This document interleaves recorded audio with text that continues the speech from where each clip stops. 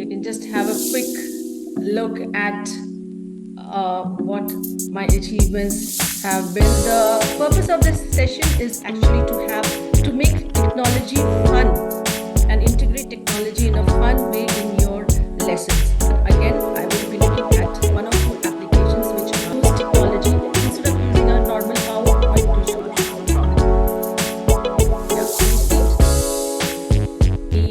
For over 25 years where they are going. They're learning, they are introduce them augmented reality and environment. And once you get this, because 3D makes it different. The SaveZilla can do that using mixed reality on the finger. So you can be creative. Have students doing a project or something instead of creating something. And I think every teacher give you a overview of it. You can have a getting children to learn the concept where you have a pet lab which has a lot of simulation there.